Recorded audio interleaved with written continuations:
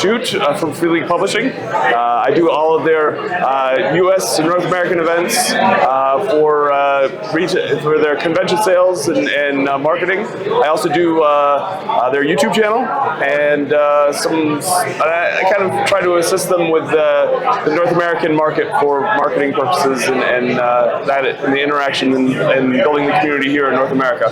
Cool.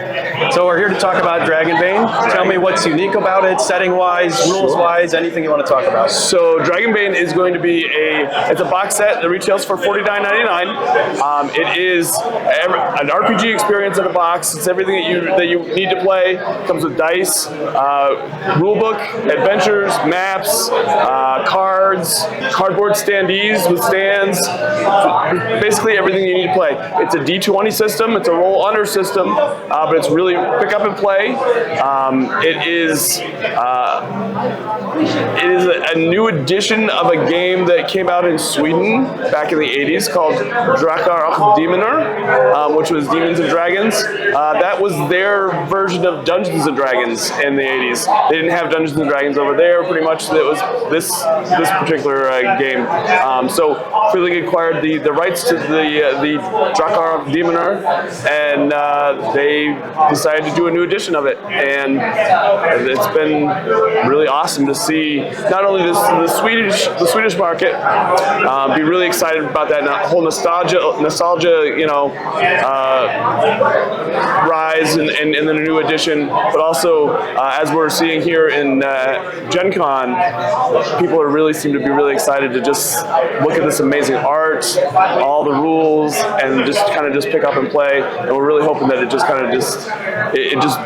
gains a lot of traction, because we think it's a lot of fun system.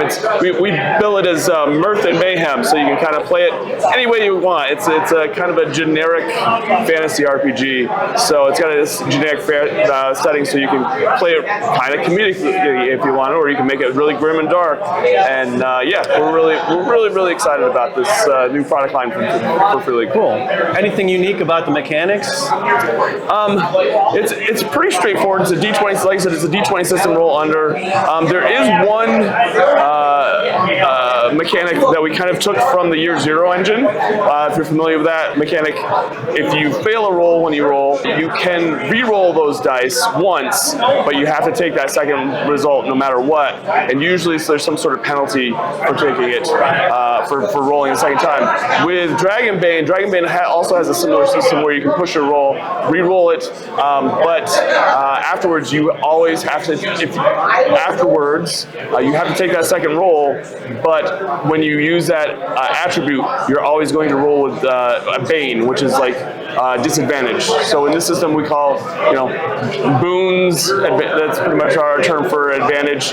Banes is disadvantage. Cool. So basically you'll have disadvantage for any skills or any attributes that use that one that you wanted to really succeed with. Cool. Why is it roll low? Is that something about the way the stats are generated, or? Yeah, it's the way the stats are, and it keeps the player, the power level low. It caps it out pretty much. Okay. And the other cool thing about this game is that the enemies auto hit. So really? Yes, so there is a little bit of tactical advantage. So you have to kind of make sure your party all works together, because otherwise it could be pretty deadly. Does this literally mean that enemies never miss you? Yes. Okay, so what mitigates that? Armor, dexterity, yeah, dexterity, parrying, all that. Interesting. So you really have to kind of pick and choose when you want to. Sometimes you can change if you have an initiative roll. If you have initiative that comes before, sometimes you can change it out. So and save it for later if you want to. Interesting. Rules heavy, rules light, somewhere in the middle. It's pretty much. People have said it's if you love 5e, it is 5e light. Okay. And so, but like I said, it's a roll under system. Okay. But so if you want want something that's just a little bit less crunchy than 5e, then Dragonbane's probably more your speed. And you said the setting was kind of generic in a way, like you can, at least it sounds like genre-wise, it's flexible. Right, it's very. Can you tell me some unique things about it? Does it have a religion, a pantheon? Is there magic in it? There is magic in it.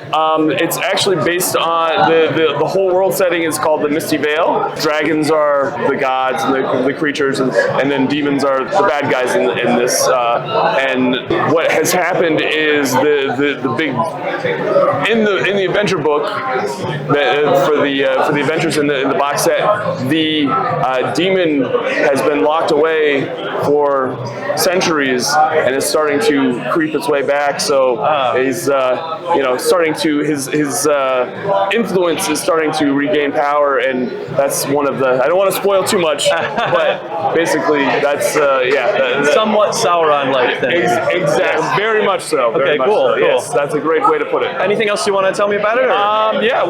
We opened the third party license for it. Oh, cool. So if folks want to make their own content for it, they can, and then publish it. If you go to our Free League workshop on Drive-Thru RPG, then you can see all the details for that. But we're really excited. There's already been quite a few Swedish Kickstarters for content and campaigns. And then we've seen recently, as this is rolling out to consumers, we're seeing English Kickstarters launch. Very cool. That's always that's really important. For third-party products, you're seeing Kickstarters. Yeah, awesome. so great. definitely be on the lookout for some of those. We do have other plans for it as well.